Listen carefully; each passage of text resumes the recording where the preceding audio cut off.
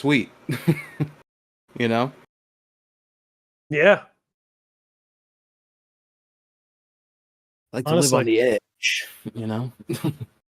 But, hopefully we get something good. Sega's supposed to have 17 titles they want to discuss. Jeez. 17. I don't know.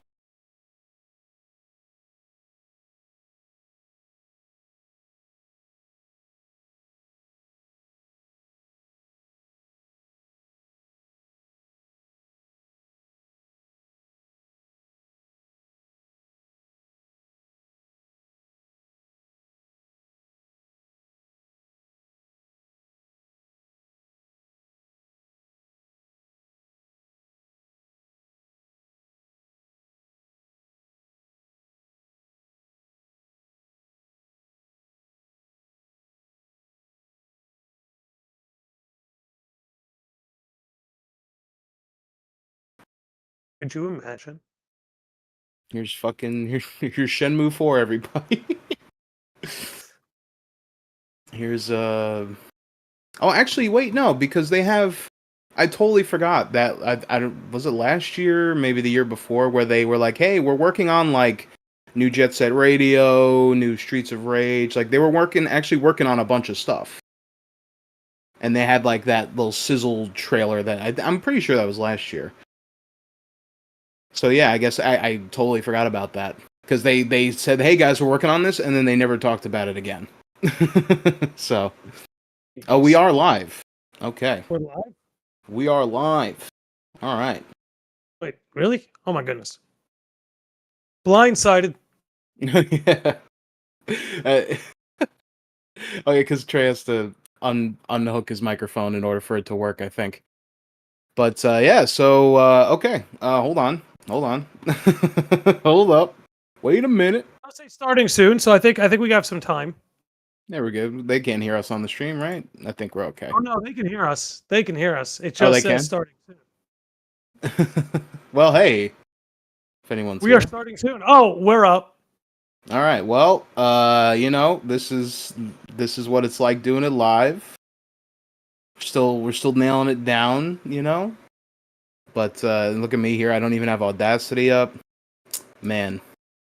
Ooh, so we have some time to kill. That's okay, because we have an exciting episode today. We're going to give you can hear everybody in the Mosey gang a lot of love and a big shout out. Chris, do you happen to have that list pulled up? You know what? I totally do. Here we go.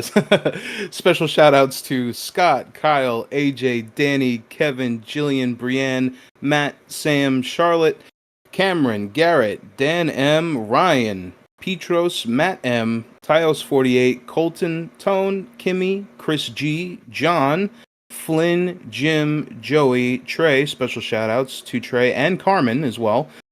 Gracie, Benjamin, Lucas, Justin, Alex, Chris, and Ellie.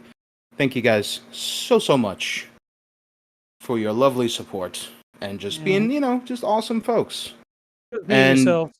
yeah, if anyone who's listening to this, we got links for stuff if you want to join. Just $1 a month or $1 one time will get you in to our Discord, where we do live streams and such.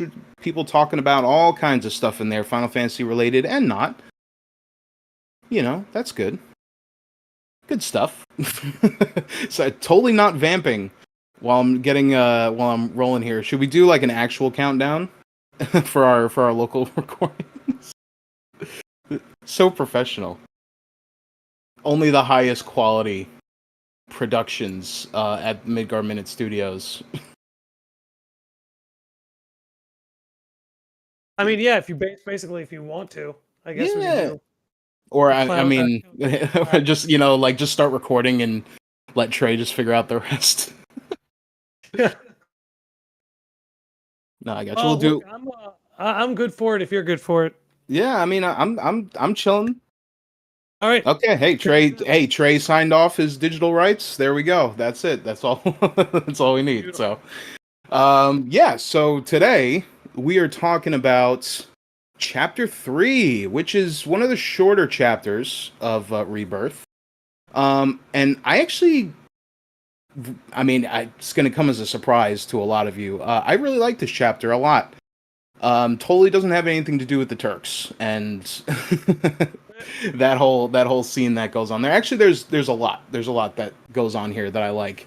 First of all, being the callback to Madam M's standard course, which I mean, come on, you got to do the luxury course, or else what are we doing here?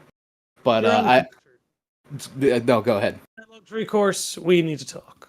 You guys need to focus. Yeah, no, I love that we'll be getting probably that. I feel like there should have been more of those callback sort of moments to the previous game, and we do get some, but I feel like there could have been way more, But this, I think it was cute. I think it was nice. Um, yeah, going into the Mithril Mines here, which I gotta say, one of my more favorite locales in the game, oddly enough, because most caves in video games kind of, look the same. I don't know how varied caves can look really in terms of like aesthetics, but since it's the Mithril cave, you got mithrils everywhere, and it's kind of shiny, and we get a little bit of our like first glimpse into Barrett's backstory and his past as a miner as well. And just kind of briefly touching upon it. Nothing too big yet. Just a tiny drop in the bucket of what we'll get later on. But yeah, I love this section. The music, the remix that they did to the Mithril Mines music, I think is spectacular. I know, shocking. I have nice things to say about the music of this game. But yeah, I mean,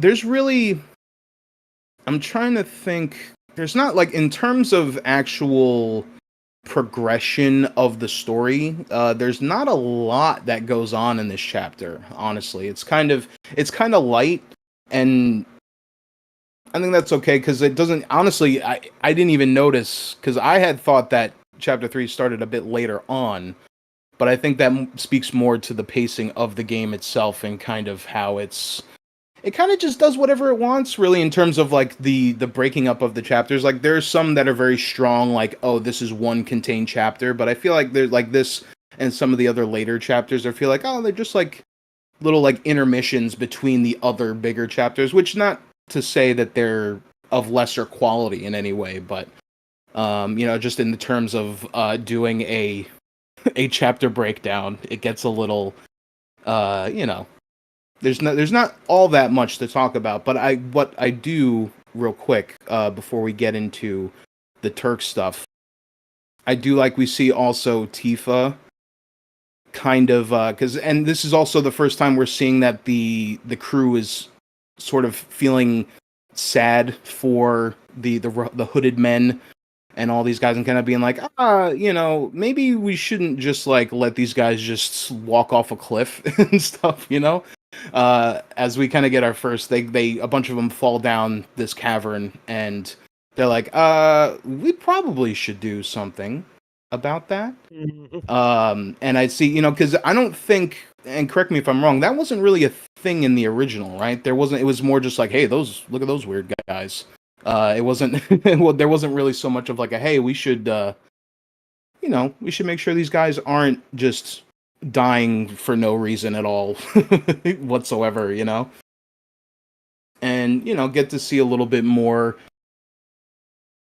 character development from Tifa and stuff, because she's like, I want to go do it, and then Barrett's like, I have experience in caves, and Red is a dog, so a lab rat dog, if you will, so just kind of leave it. And then she's almost like, oh, she almost apologizes to be like, oh, sorry to be a burden, but then she kind of catches herself and is like, oh, no, thank you. And I think just for little like moments like that, I feel like kind of are the real, like, excuse the pun, shining gem in this game. In the like these little like kind of almost nothing moments, but when you really kind of look at the greater scope of these characters and their arcs, you can kind of, I don't know, appreciate those little moments a bit more, you know. But yeah. Sorry, I just making sure. Okay, no, I wasn't missing. I thought there was a chunk that was missing there. But we could talk about the Turks. Can we just talk about the Turks for a little bit? Can we can we rap about the Turks for a little while? I mean, absolutely. I mean, look, I'll say this. I absolutely love Reno, but in to their credit, I didn't Mm. really feel his absence among them because they were still some of the most enjoyable encounters in the whole game. Oh yes, absolutely. And honestly, Elena, I mean, they knocked it out of the park with her. I think Hmm. her VO is amazing. She is I love like her attitude and everything. And I was really curious how because my she kind of what they did matched what I had always envisioned Elena to be like in my head. You know, just kind of like this really cocky, like eager, you know, young buck coming in here. And I love the her lines of, you know, like when you first interact with them and she's like, no freaking way. And you know that she's just straight up there's like, you can call me I'm Elena, but you can call me your worst nightmare. I just like that kind of stuff. I really find that stuff charming with characters, and I think Elena, you know, just fully makes sense with her character in this, and I just so amazing. And of course, Rude is Rude. I love Rude. I've always loved Rude. I fucking love the Turks. The Turks are great. I We you are know, definitely going to talk about Rude in a later chapter. oh Some of you may yes. know what I'm referring Oh to. yes. He doesn't really get he kind of gets outshined by Elena in this whole confrontation, but kind of like what you were saying, I also didn't really I didn't miss Reno that much. I mean, obviously I love Reno, but you know, he shows up later in the game and he kind of just shows up at the tail end really. But I thought that was okay and I was like, "Oh, you know, like at first I was like, "Oh, this is weird. Is it he's just not going to be in the game or something or that he's just going to like, you know, show up in a cutscene later and that's it?" But no, he gets a little bit more, but I think yeah, everything from what we get with Sung and Elena and Rude for most of this game, especially later on with Sung and Elena, some of the best stuff, and it really just made me be like, man, I want there to be more Turks. I want Shotgun to be in this game. I want Shotgun to Can show you up. imagine, bro? You know, we got Cisne, and you know, maybe I'm overreaching too much because we got Cisne, and I feel like that even that was like, whoa, like we're getting spoiled over here. You know, we're eating too good. And wow, and Breeze saying us here in the chat that Elena's VA is only 18, which is amazing. I love that there's so much younger talent coming in because I feel like video games for a long time it was kind of like you got your Jen Baileys, your Nolan Norths, your Troy Bakers, you know, and they just kind of were all over the place. Jennifer Hale, you know, and not to say that they're not great voice actors, but I just feel like they kind of were everywhere. And you know, after a certain point, you're like, all right, I kind of can we get some other folks in here? Can we get I don't know, can we get some fresh new voices in here? And I think they did that. I mean, obviously, you know, we have some legacy people in here like Matt Mercer, who comes in later as Vincent, and um, I can't think of his name, John DiMaggio as Heidegger, which I think honestly that's fine if they want to do like, hey, you can have some legacy voice actors, not necessarily Final Fantasy VII legacy, but just like you know more well-known actors, and have them play minor roles. I kind of like that approach too.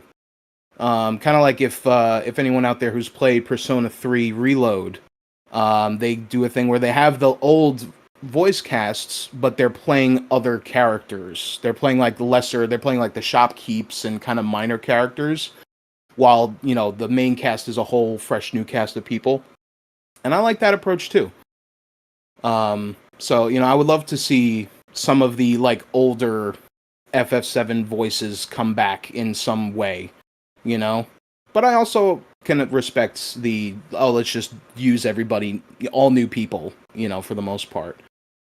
Um, But yeah, man, that fight with Elena and Rude is, and I think as all the other Turks fights in this game, I think they're just so well done. They're so well crafted, and they feel so fun. And it kind of is that same reason why I love the Rufus fight in Remake a lot, and the Turks fights in Remake as well. But I don't know, just like when it's not some big crazy monster and you're just fighting people and like they're just as capable as you and they're doing crazy bullshit. I don't know. I think that's so fun, especially because most of the time you are fighting these big fuck off monsters and mechs and stuff. So I think it's it's a nice change of pace, and it doesn't feel like, oh well, I'm just gonna wipe the floor with these dudes because I'm used to taking out these gigantic monsters. Like we literally just fought a snake like 10 minutes ago. We fought a giant snake 2 minutes ago, and it doesn't feel any less cool, is what I'm saying. Mhm. It doesn't lack any of that impact. Oh no, sorry, Bree clarified there that Elena's only 18, not her VA. Which sorry, just wanted to clarify that. Sounds quite like coincidence there, but that's why I was just reading of the stuff there, and I done goofed on myself there. But I mean either way, I think it's great stuff. I again, the way that they use these fights to portray their personalities also as well. I mean, Elena's doing crazy stuff, and we get to see the fact that the Turks have their own, they have their own like combo moves and their own like strategies and stuff. They're like, oh yeah, just just like we practiced, and which comes back later on in a way that I think is probably one of the coolest like mid fight sequences in a game. But yeah, you see that stuff here, and also we have to talk about the fact that Elena used the grenade as a hacky sack, and how how fucking crazy that was. And that just made me be like, all right, she's moving up the list in terms of my favorite characters in this game so far. Just so I don't know, just so fucking cool, man. endearing. And they didn't need to do that. They didn't need to have her play hacky sack with a grenade and and launch it at the party. But they did, and I will think about that moment for quite some time. Again, another like seemingly innocuous moment that is like when I think about this game, I think that's one of the moments I think about. And I find myself often thinking more about those smaller moments. As more time goes on since I've initially played it, I feel like, I mean, obviously remember all the big stuff, but I feel like I tend to more go to these little things like that, or, stuff we'll get onto later, like, Red's disguise and other like things like, I don't know, like that, or, you going, when we get to Junon later and you're getting the Midgar 7th infantry together and all the little things that they're doing, the bald bar, like shit, I don't know, shit like that, I feel like is a lot more, that's where all the real charm and quality comes from in here, in my opinion. I still like everything else, but I feel like those smaller moments are way more indicative of like the greater story, I think. I don't know, maybe I'm going too far, but I think that's valid. But let's see here. Oh yeah, and then Sung shows up. I was too excited to talk about the hacky sack grenade that I forgot that Sung shows up during this fight as well.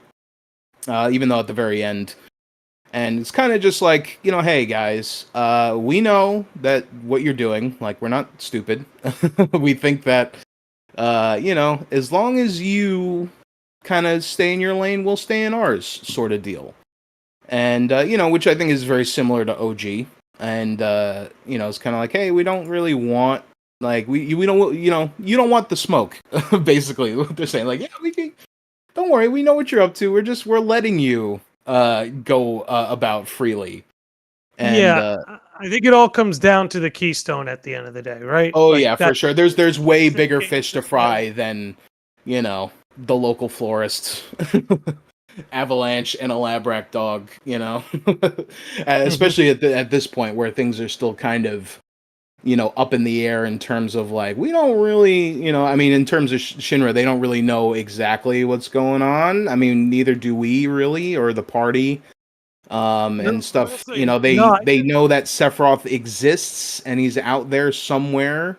And as we'll learn later on, like they kind of, will be like, hey, maybe we could just, we could take care of these two problems at once and just send them at each other and, kind of do that. And then we can do our promised land thing that we're not even sure about. But then, of course, that gets a bit more complicated with another character that shows up, which we will get to when we get there. But um, I do like also you can kind of tell a little bit more with Song and Aerith's history here of him being, like, hey, take care of Aerith for me, and just that little look that he gives, I was just like, oh, my little girl's all grown up now, out here committing crimes and beating up my subordinates.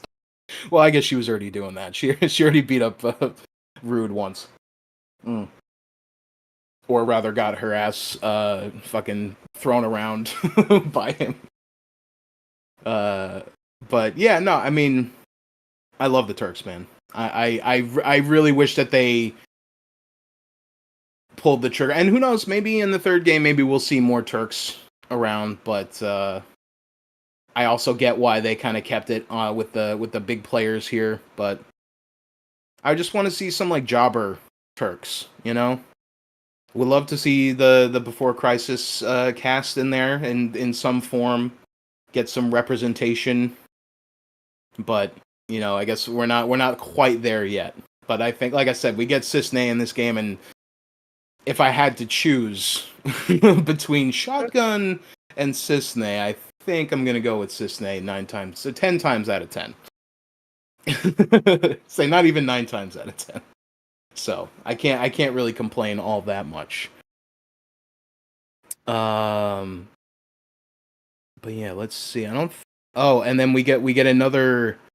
Once the party gets split up again after this sequence, we get another callback to the 2 grand, probably in a more favorite way, just because of how they edited it. And Cloud, Aerith, and Tifa are on one end of this cavern, and Barrett and Red are separated on the other side. And they're like, "Hey, can you help us out?" And then Barrett's like looking around. He's like, "Yeah, okay." And then he's like, "Yeah, 2 grand, two." And I just like, for some reason, I really love the way they cut it, where he's like, "Yeah, 2 grand," and then it cuts back to Cloud and everyone on the other side, and you hear it echo, "Two."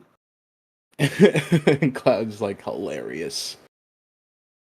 Which again, I really, it made me really want them to do more of that sort of stuff and kind of have more inside jokes that kind of get reintroduced later on.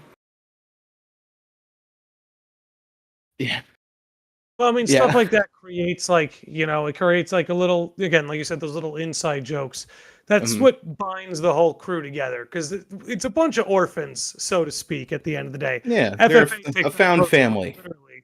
But at the end of the day, this is a group united by their trauma. So anytime they have these jokes like the 2 grand, which again is not only just like an inside joke, it kind of references Cloud's whole shtick from Remake and how far they've come from that. But I don't know. I also want to comment on something you brought up earlier with the Turks, where it's Sure. like, I actually think they knew exactly what was going on. That's why they weren't trying to get in the party's way, because they knew they needed the party to go and get the keystone. That's why Right, Case right. Yeah, eventually, they're probably like at tagged them. least That's why 5 steps even ahead. after Rufus thought they tried to assassinate him, he was like, just stay out of my way. Like they didn't Yeah, do well, anything about it. They needed them. and don't worry, we'll get to that. We'll get to that. That's Uh, how it is it? yeah. Oh man, that scene frustrated the fuck out of me. I'll give a little spoilers to my thoughts and opinions on that scene, but goddamn, that scene frustrated me a whole ton. But they had to do it that way. I understand why. It's just like I'm like, out of all the other things that I praise about this game, it's like every once in a while they do something just a little clunky, and I'm like, yeah, there might have been a more elegant solution to this issue, but Mm-hmm. the story's got to roll on, and it's a relatively small part, but Yeah, no, I absolutely agree. I think that they already know ahead of time what they want, and they're just like, hey, like, you know, if we get to you first, we can kind of be like, hey, yeah, just if you stop killing all our dudes, maybe we'll stop. But I guess who knows if Rufus obviously is in control of the Turks and he has his own agenda, but is that different from what he's telling like Heidegger and the other Shinra troops and stuff? Like are they just like, oh yeah, just arrest them and then I guess we'll take it from there. But Bree here says my favorite big gag is that if you dodge Elena right as she goes rolling off the cliff, like in the snow in OG. Which yeah, I did know I didn't see some clips of that. I wasn't able to do it when I was fighting her initially. But I have seen people do that, and I think that is again a great attention to detail of something that you're just like, oh, okay, I didn't think I didn't think you were going to be able to do that. you know. Um. Yes, and the Turks. People are saying here in the chat, Trey and Alex here saying that they also love the Turks, and they want to see a spin-off game with just the Turks. And uh, I mean, we already have Before Crisis, guys. I don't know what you're talking about. What better game for the Turks to have than uh an early aughts Japanese flip phone game? How much higher quality can we truly get than that? Everyone doesn't everyone love the Turk Gumbies? But no, I would love to see, and Alex also saying that he wants to see them in Ever Crisis, which I think is a great idea, and hopefully, Square, if you're listening, well, I mean, Nick, maybe you can you can talk to your rep and you can be our inside man. Start pushing the Midgar Minute agenda behind the scenes. But yeah, I would love Before Crisis. At least, I mean, if we get a Before Crisis in Ever Crisis, which, man, that is a mouthful to say. I think that'd be great, and I would be happier, or well, I'd be happy with that, right? I would love to see that stuff being reintroduced in the main game. But if we had, if they redid all the stuff in Ever Crisis, I think that would also be okay. Just because it's like, hey, we remember this game, and it is important, kind of.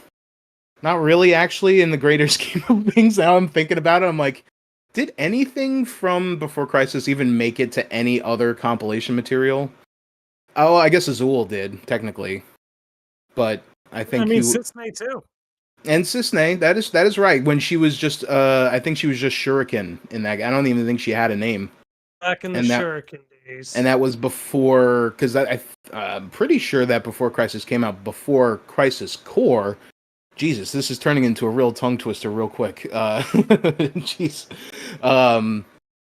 So okay, yeah, I'll stand corrected on that. Hey, and that's, I mean, I'll be okay with Azul being introduced there if Cisne was introduced there as well. I think we can.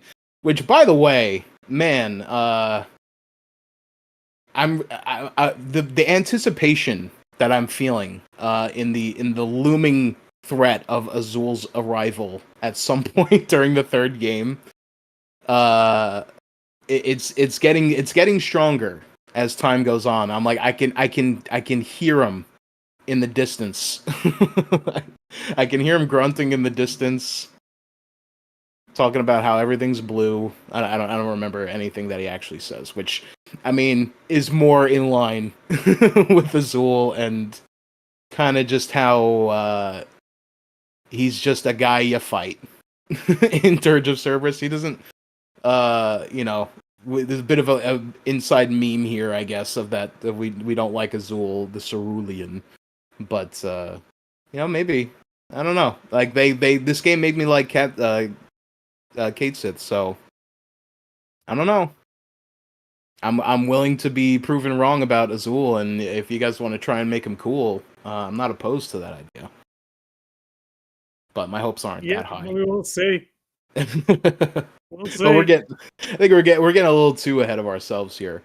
But like I said, there isn't really much going on in this chapter, really. I think the only thing that would be left here would be the Mithril Golem fight, which was okay. It was all right.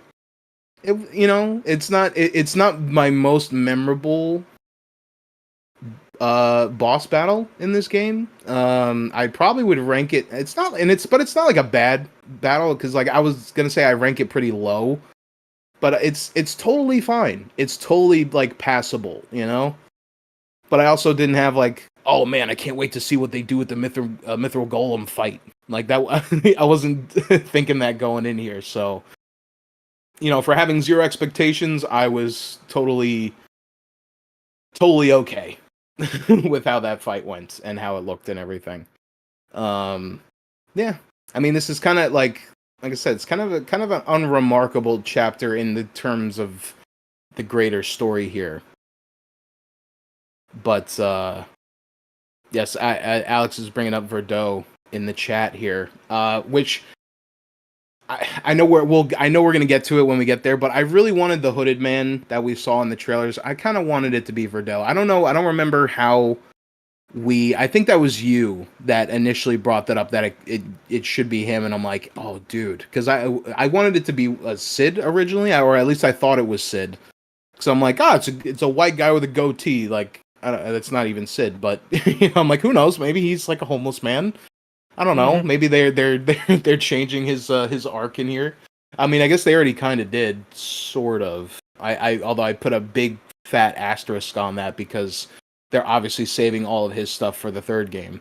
So I wonder. I don't think Sid will at the end of all this. I don't think Sid will be as different, because I know that you were kind of worried that Sid wasn't going to be like, he's not out here, he's not swearing, he's not, he seems like a totally like respectable guy.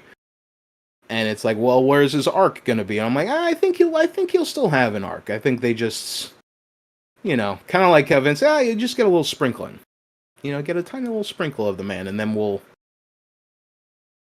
we'll make you cry in the third game. We'll make you just as angry at Shinra for crushing this man's dreams and his town. But, I'm more upset about Sid's dreams than the entirety of Rocket Town. Call me selfish. But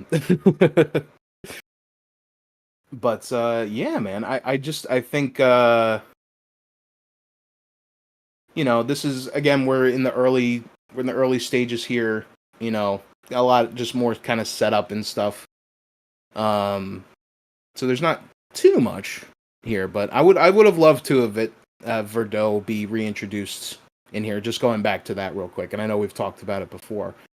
But because the Turks are playing such, a more pivotal role, I guess, sort of, kind of, in the events of this new story, at least like a mention, like even I would be okay with like a Kunsel level like name drop of like, you don't even have to say his. I mean, I would love for them to say his name so we would know how to actually say it, but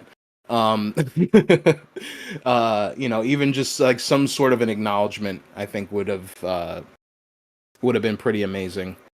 But hey, that could still happen, and I'm still holding that hope that Kunsel will show up at some point. We'll get to see him. I need Kunsel, bro. Please. In the flesh. I don't want to see what he looks like.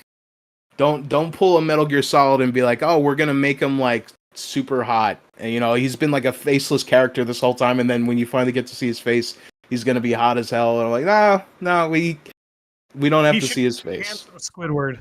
I just want to see his purple soldier uniform. That's it. And his pointy helmet. And that's all. I'll be up gonna be like, oh, I knew Zack once. Or I don't know how they would introduce him. I mean, at this point, who knows?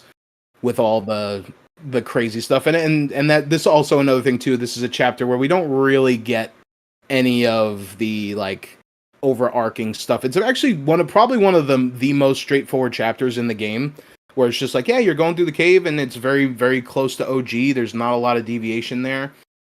Kind of like a lot of, Remake was like that too, where we had some chapters where it's like, oh, this is just like kind of shot for shot what it was like in OG, and there's not too much deviation here. Maybe some like little character, like the lines of dialogue and things like that. Um, nothing wrong with that. It's just that, like I said, in terms of doing a podcast, breakdown style about it, just not here. But let's see. Trey here in the chat. There were times in Rebirth. There were more times that there were. There were times that Rebirth had more side quest story than the main quest story. But I expect the next one will be all MSQ even in the filler. I mean, you know what? I think so as well. I think this game was kind of the transitionary period in between, because Remake was the foundation, Rebirth was the iteration on that, and I think the third game is going to be, for lack of a better term, the perfection of this new formula that they have. Or at least that's my expectation and my hopes for it. Going back to like our way earlier episodes. And there will always be that little tiny nugget of like, oh, maybe they just completely dropped the ball on it. But I don't know. I think that was a lot easier to have that doubt before Rebirth, or even before Remake came out. But I don't know. After everything that I've seen so far, I'm like, they would have to do some really catastrophic, devious stuff in order to like mess this up, I think. At this point, Mm-hmm. Just no more chicken mini games. Maybe that's a good place to start at. We can check that one off the list pretty early. Yeah, which we'll get to. I won't miss it.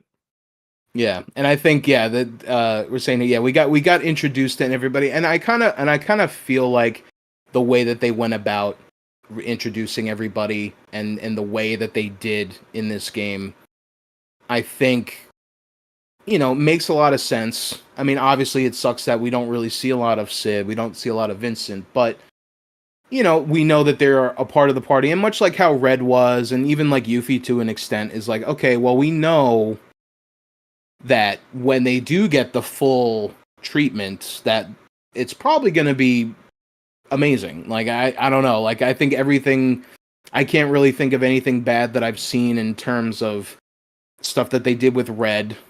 I mean, Red, I guess, has a little bit of a leg up just because at least he was, like, doing stuff. Even though you couldn't control him, he was still doing things, which I was almost expecting them to do that again with at least maybe with Vincent, or possibly, but Sid I can understand as he is the, he's the fast travel man, he's the pilot guy, like why would he be fighting, right? I hope he doesn't stay that way, but I also understand if they do. I think that if it's like, hey, we kind of just want Sid to be the pilot guy and not really go around fighting, or like not be a full party member, but maybe he has a chapter kind of like Barrett had in Remake, of like, oh, here's one, like either one chapter or one section of a chapter that you can play as Sid for a little bit, and he has a move set, but he doesn't have like a full, he's not like a fully fledged character, which it'd be upsetting, but I also, like I said, I understand if that is the direction that they end up going with, because there's a lot of characters, man. there's a lot of characters in this party, and despite the fact that I didn't end up using half of them, really, I feel like, or at least I wasn't as you kind of find your main party that you have, and then maybe you have like one backup. At least for me, that's how it was, where I have like, okay, I have at least had a party with everyone in it. So if I wanted to have, if like, oh, I want to have Yuffie in this fight or whatever, like I do have one of the pre-made or preset parties there that I can put her in. But yeah, I found that I'm like, okay, I really only kind of stuck with the certain characters, which I felt like was going to be a problem in this game, considering how open it was and how much there was. And it wasn't going to be like Remake, where it was a bit more tidied, a bit more, restrictive, of course, but, I've been like, hey, you're going to have this character here, and your party's set, and there's not really, you can't really adjust anything, but, I don't know. I mean, they were able to make it work here, so I feel like if you add just two more characters in there, it's probably not going to change too much. Oh, they confirmed that Vincent and Sid are full on party members. Okay, well, goddamn, there you go. Well, it's a maybe, but I'm pretty. I mean, they have to, right? They can't. I don't think they would not make them 100% like full on party members. I mean, at least. I mean, Vincent would be a harder sell to not make him a full playable character, but at least with Sid, they have an out with Sid if they wanted to, you know. And I feel like that's totally, and I love that, you know. So we just, yeah, this is a chapter 3 breakdown, guys. We're talking about a guy we don't meet for like 10 more chapters, but like I said, there's not really like there's not a lot of story meat in here, so this is going to be a rambler. I mean, every episode's a rambler, really, if you think about it, but even more so here. But yeah, I don't know. Do you have any thoughts, Nick? Do you have any? I feel like Well, I'll say when I was playing it through for the first time, one of the things that I loved about the chapter obviously was the whole splitting of the party, because it's something Mhm, that it just has to be done. It's not something that happens very often in the OG, but it's something later Final Fantasies, particularly 9, mhm, embraced. 10 even does this quite a bit, especially for the water levels. But what I really enjoyed was that, you know, because like you said, a lot of characters, and we're going to have a lot of fighters when it's all said and done. And mhm. the game just creating scenarios that forces the player to use characters that maybe they otherwise don't use as much.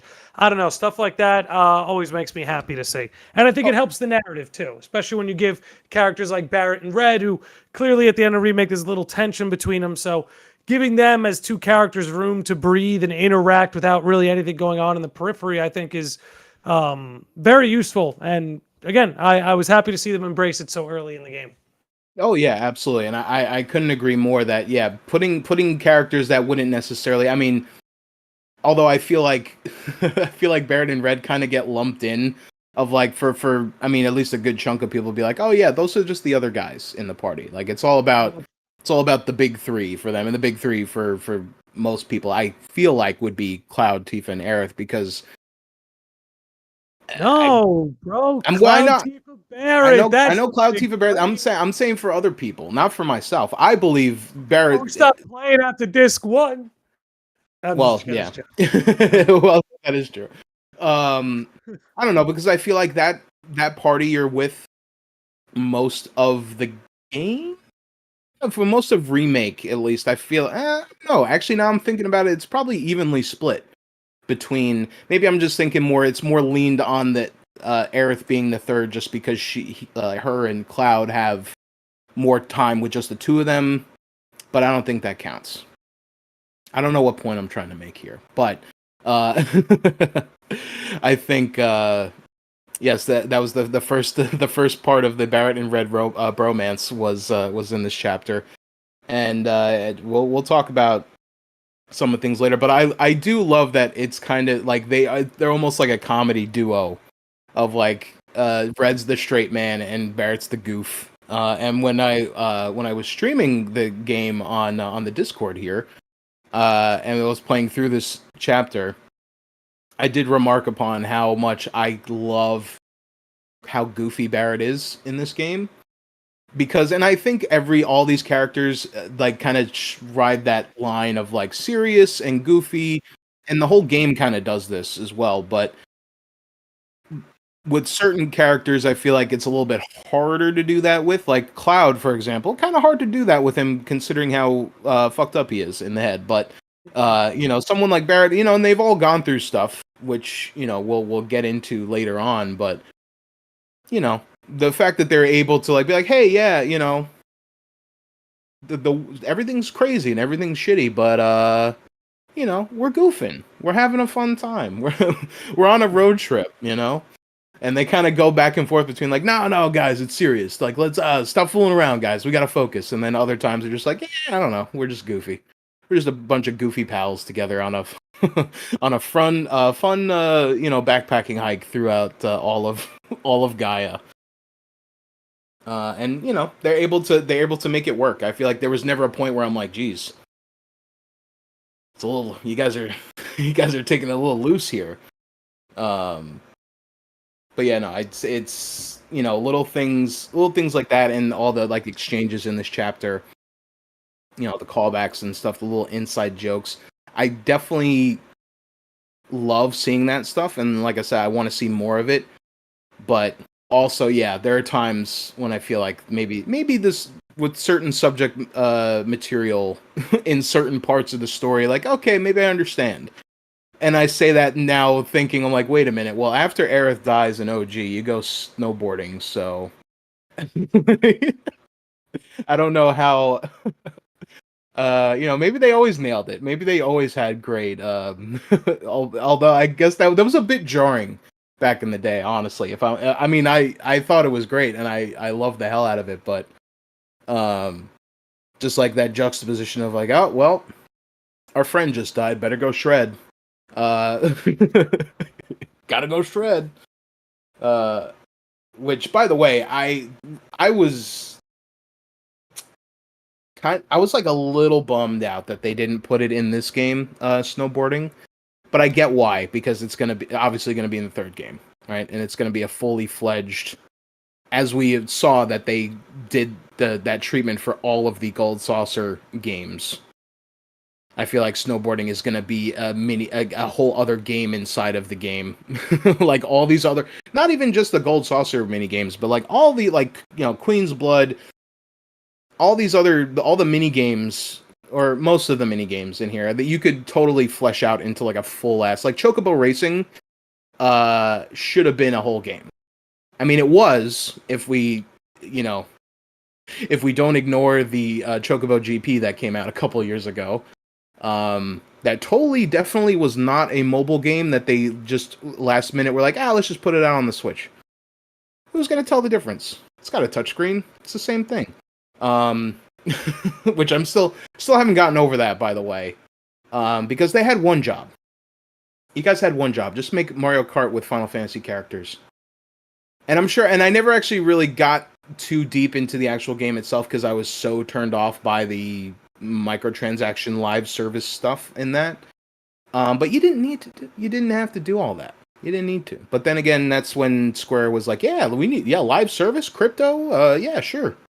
Let's do it, yeah, everything. And like, maybe they've since realized the ways. But hey, Ever Crisis is a pretty fully fledged thing, and I still, after a year of logging into the game every day, have not spent a single penny on it, and have never felt the need to. Really, I think and that's saying a lot, because I was very scared, and they very easily could. I mean, a lot of those costumes look pretty good, but not enough for me to drop real money on them. For but it's there, and if you want, you could, if you want. But the fact that you don't have to, I think, is the most important part out of all of it. Is that, yeah, like they could have totally went the what I'll call the Chocobo GP route, where they're just like, hey, you want Cloud and Squall? You got to pony up money for it. I mean, I guess you could have just played the game for like 100 hours or whatever, however long it would take you to get them naturally. Although I think, no, it didn't take that long. I was gonna say, correct me if I'm wrong. You needed to buy the battle pass in order to get them, right? Or whatever, not the battle pass, but whatever the Choca Pass or whatever they ended up calling it. Because it wasn't like, oh, you just buy money and now you have Cloud. Now you have to you spend the money, and then you have to still unlock him later on, which I think is not. It's fine. You could unlock him without spending the money. Yeah, I mean. What's that? All right, yeah, maybe I'm just misremembering, because like I said, as soon as I saw the front end of that game, I was very turned off by it, and I was just like, oh, this is not. I was literally just expecting Mario Kart, and not Mario Kart. What was the mobile one? World Circuit. I don't know. And that's me personally. I would be curious to if anyone out there has played Chocobo GP. The more recent one, not the original. and what you thought of it. Because I wonder, is it still a thing? Can you still buy it and still download? I don't even know. But yeah, hopefully, if they ever try to do it again, which I think they could, honestly, they could make another Chocobo GP and just be like, hey guys, you buy the game and we'll have DLC. Like, you can have DLC and stuff like Mario Kart did, but just have a game that you could buy and then it's just all there, and you don't have to. There's no battle pass. I don't know. It was a wacky time, but video games have had a lot of wacky times, right? Remember online passes?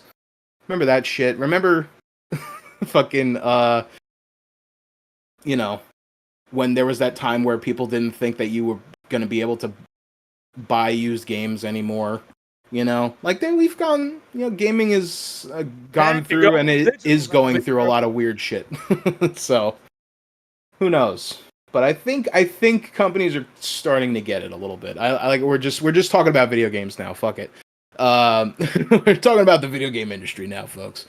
This is now a video game podcast.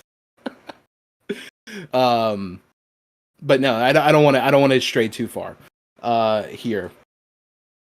But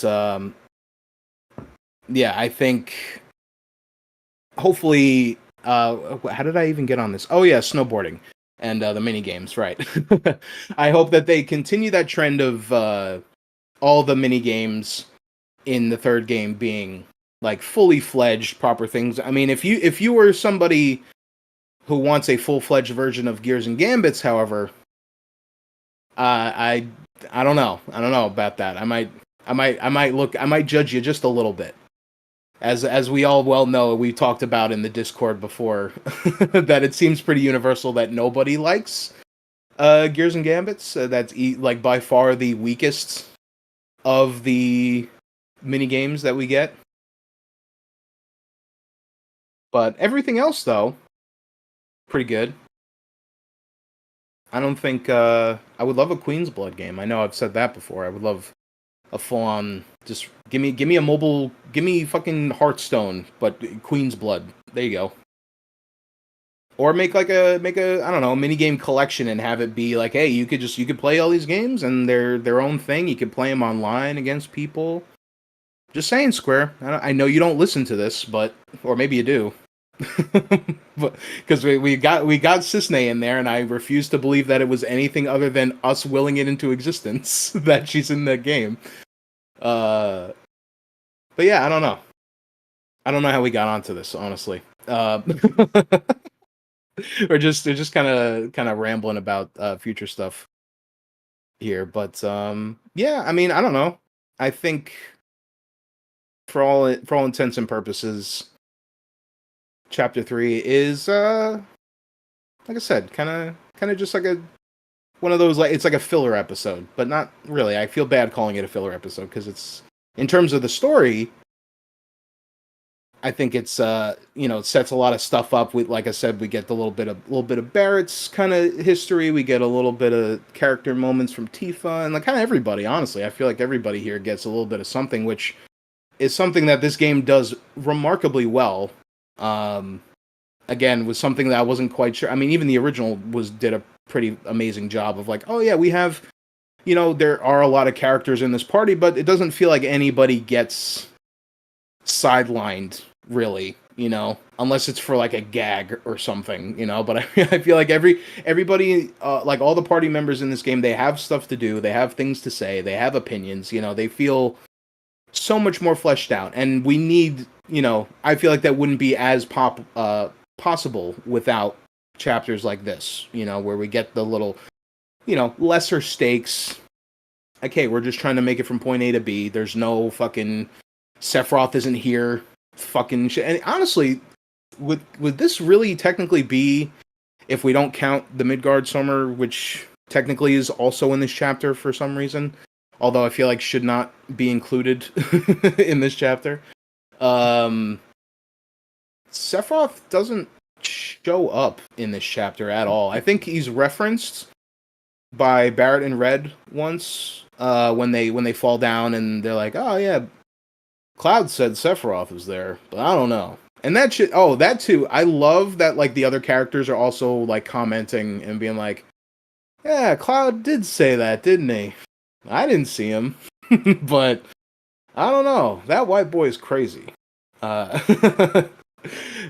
yeah, just kind of all those other little things. Because, like I said, the character interactions and dialogue and their chemistry and stuff is such a pivotal part of all of this. I mean, even in OG, in honestly any Final Fantasy game, really, if you think about it, the bonds between and the relations between all of the party members are kind of, I think, what aside from maybe certain story beats and story themes and stuff in certain games, I feel like for most people when they're thinking about their favorite Final Fantasies, they're thinking about their favorite cast, or at least that's what I would think, and that's kind of how I look at it, or at least is like plays a big part in what how I would think about my favorite Final Fantasies, despite the fact that I haven't, in the grand scheme of things, I haven't played a lot of the Final Fantasies.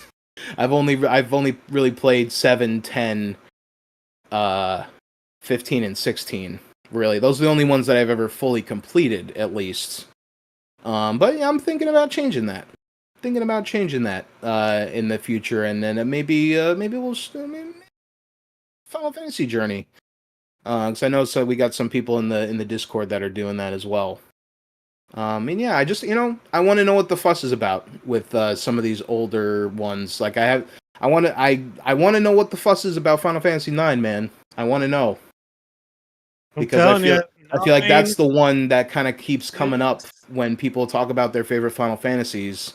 They're like 9 and 12. I feel like are the two biggest ones that I have not touched at all, and that I hear people talk about being their favorite ones, and I'm like, oh, that's interesting. Because I mean, I feel like most people be like, oh, it's 7 or it's 10.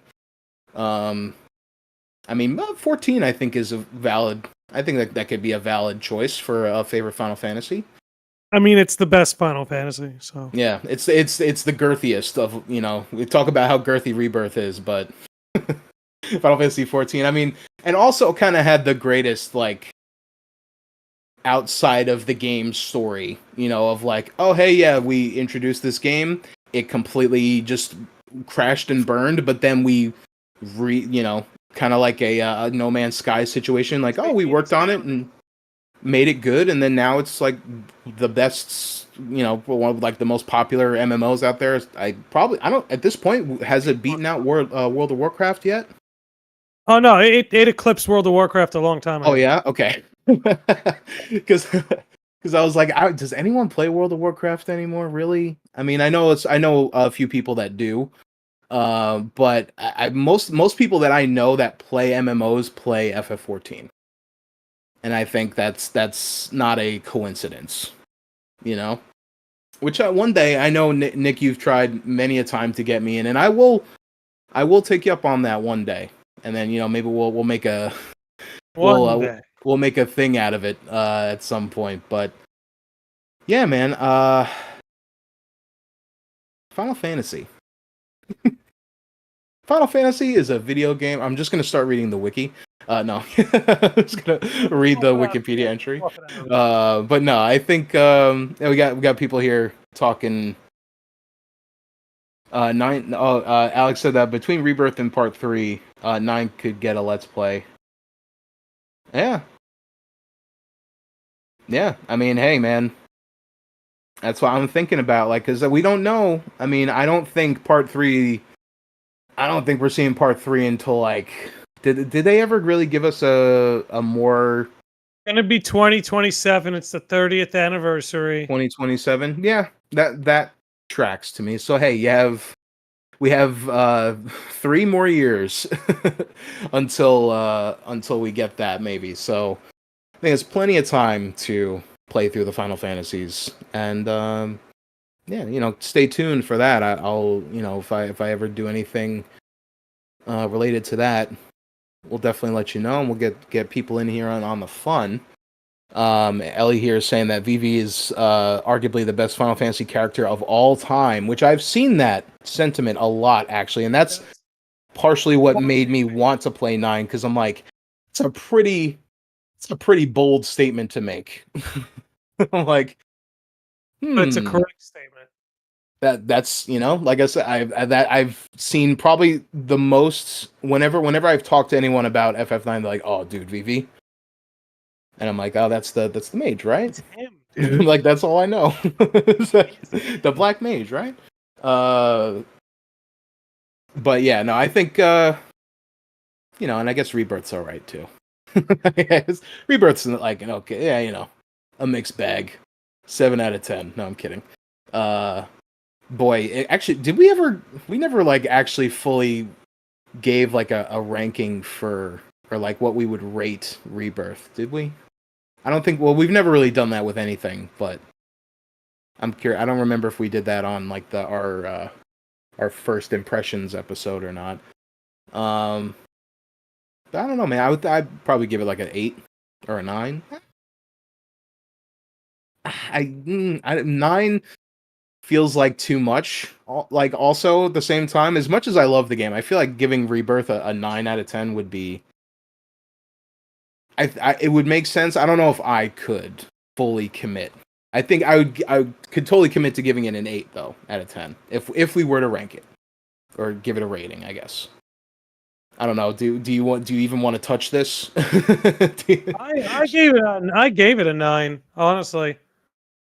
Yeah, I mean, I think that's totally. I think honestly, more existential conversation. I think Final Fantasy lacks a consistent formula.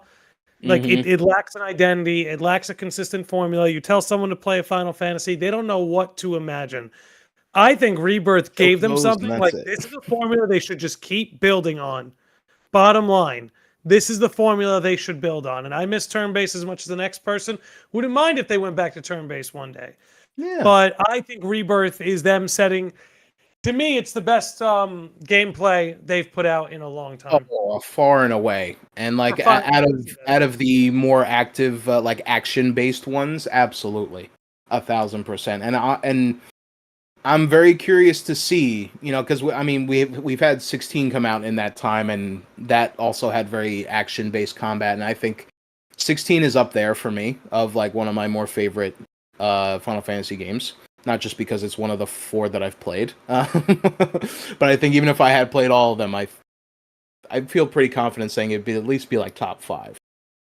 And maybe that's like a hot take, I don't know, but I think people like 16 enough, right? I don't know. It kind of sucks because as soon as Rebirth started coming into the picture, then I feel like 16 just kind of got forgotten about, And then they had the DLC, and then I don't know. I just don't. I feel like it wasn't discussed for long enough. But it's not its fault. It just had the misfortune of being released before Rebirth, which was absolutely going to eclipse it no matter what. That's for sure.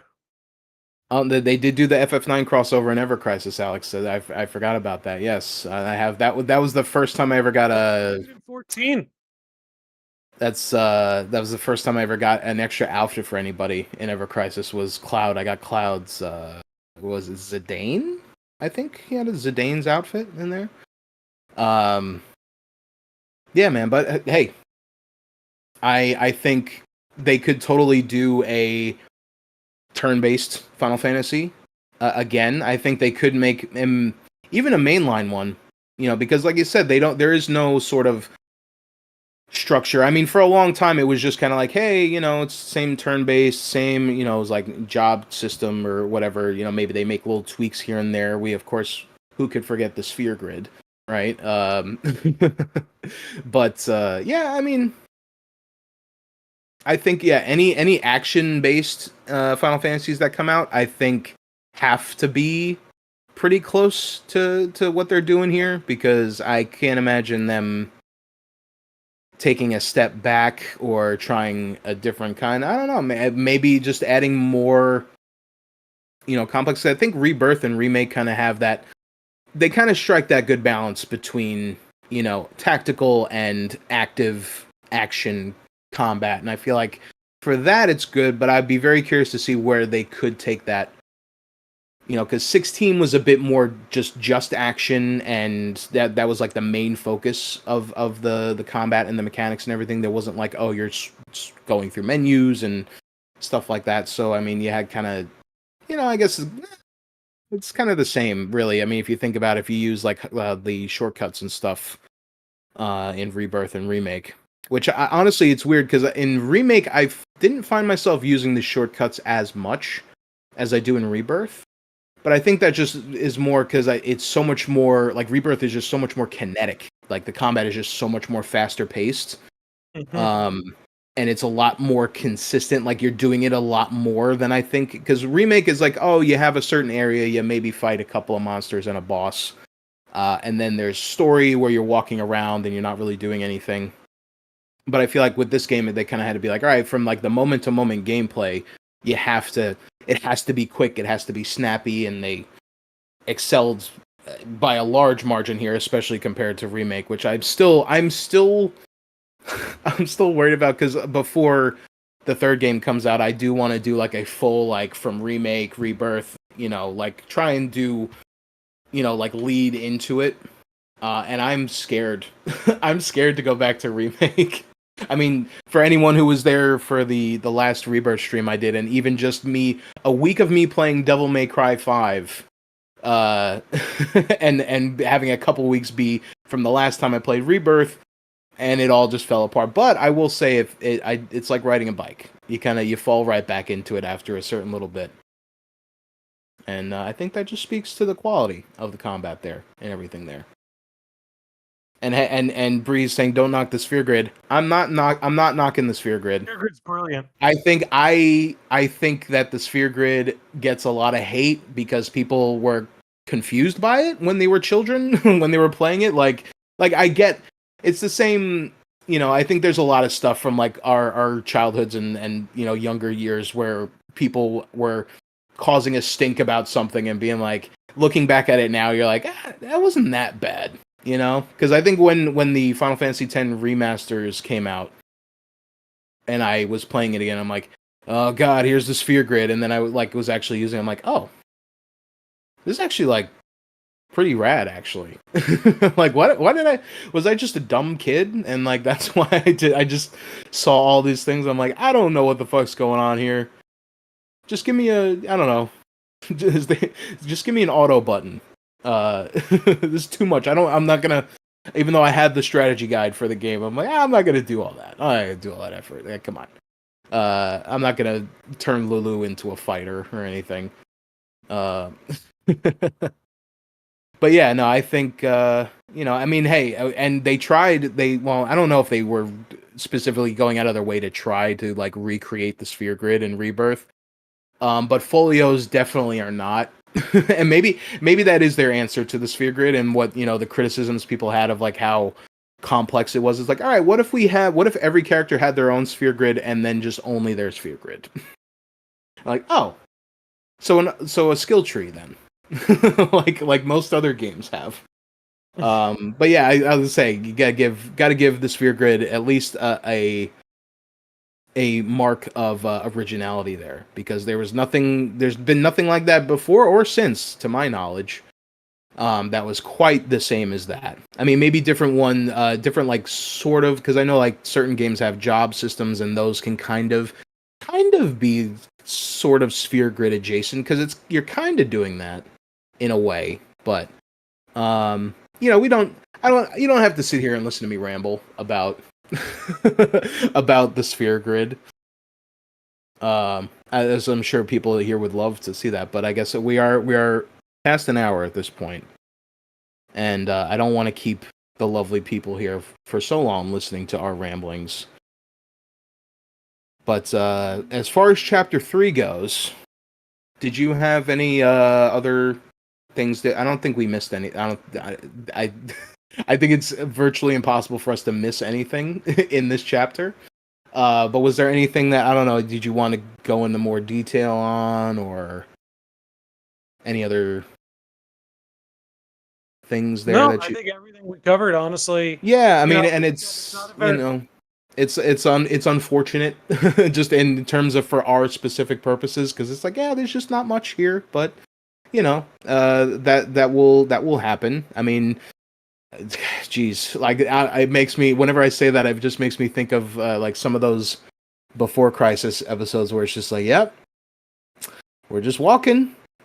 we're just we're just walking at 12 frames a second to this other side of this boxy ass locale that we're in. But hey, it's gonna happen sometimes, and hey, there's a lot of other things to talk about as well. Just not about Chapter 3 of Final Fantasy VII Rebirth, and that's okay. That's all right. It's okay. We have, shit. If you go back to, I'm sure there's plenty of old episodes of this show where we're just like, yeah, yeah. So did you look at the texture of that rock over there?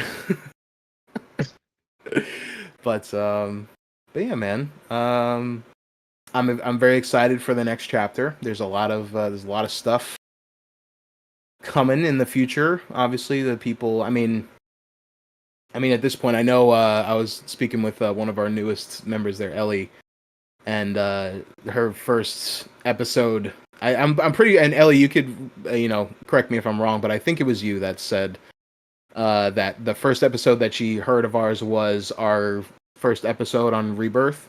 And despite the fact that me saying, "Hey, this is going to be spoilers," she got spoiled. She didn't take it seriously, so.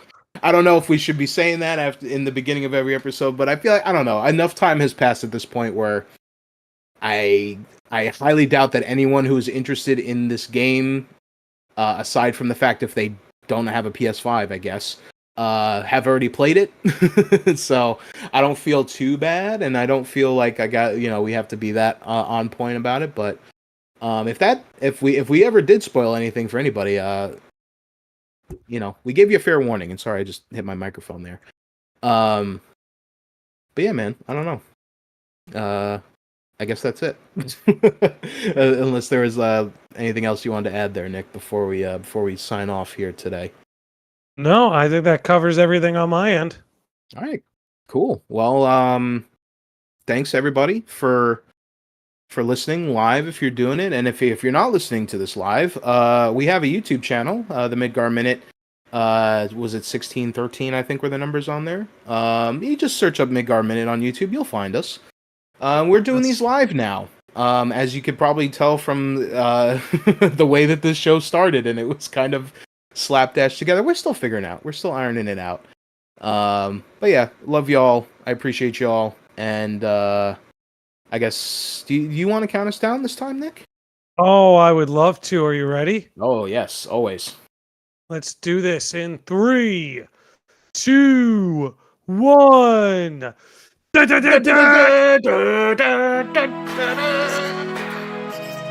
have neighbors now, so I gotta be like kind of quiet when I do this, and I can't full send it anymore, and it makes me sad.